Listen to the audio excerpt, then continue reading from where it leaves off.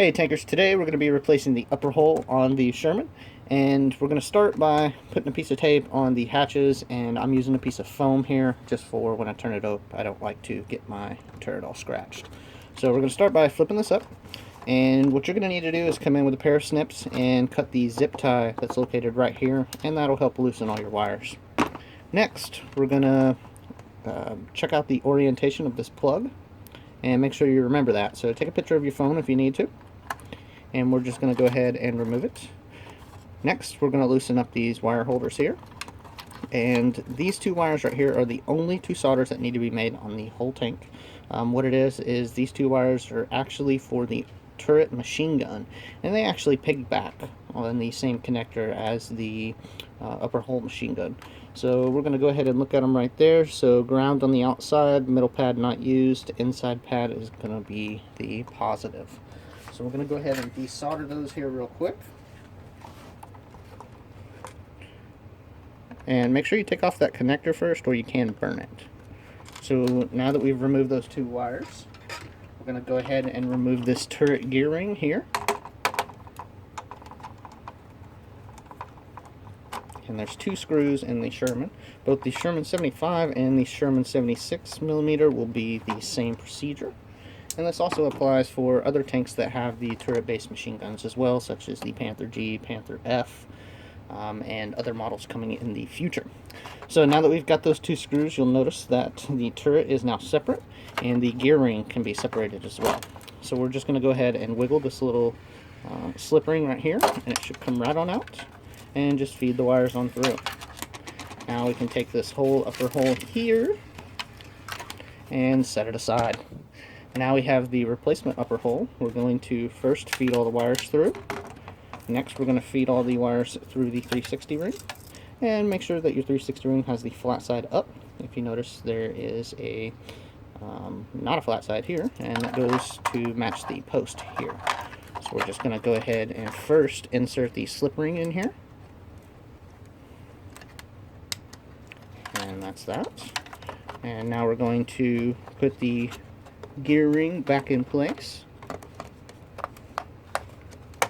and this is done by just lining up the screw holes, nothing special here. And try to make sure that you don't drop the screws, as you will have to turn it upside down and shake it a little bit to get those.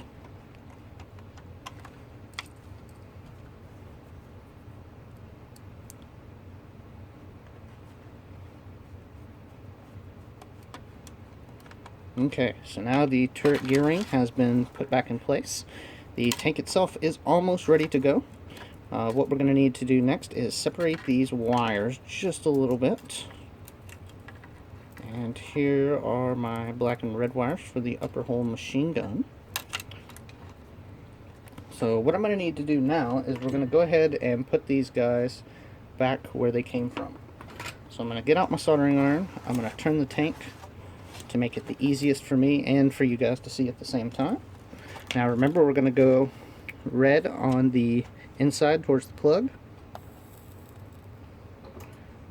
and then the ground will go on the very outside. Sorry if it's hard to see, guys. I'm left-handed, it's not always fun.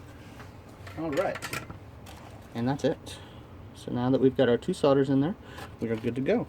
So now we're just going to go ahead and clean up our wiring just a little bit. And you guys are ready to get back up and tanking in just a few minutes. So we're first going to run this machine gun wire and get this out of the way. Next, we're going to run this 3-wire connector. Remember the ones I told you about earlier? So if you don't know the orientation of this guy, or you didn't take a picture, on the Shermans, the guide will actually be facing the same way as the 8-pin connector. So we're going to go ahead and connect that guy real quick. And that's that. So now we can feed this 3-wire connector, put it in the wire holder here, smash that down. Then we will do the next two over here. And press that down. And you are good to go. Put your connectors back in place. You can also use the zip tie that's here to Secure down your wires if you feel like you need more, or you can use the zip tie here and actually give yourself the adjustment that you need, because there is a lot of cabling that comes with the Sherman. So that's it. That's how to replace the upper hole on a Sherman. You can now remove your tape, which, by the way, if you guys want to know, I actually use frog tape for the top of the hatches. It's really great. Stuff works amazing. It never peels off the paint or causes issues. Great stuff. So, once again, that is how you replace the upper hole on a Sherman.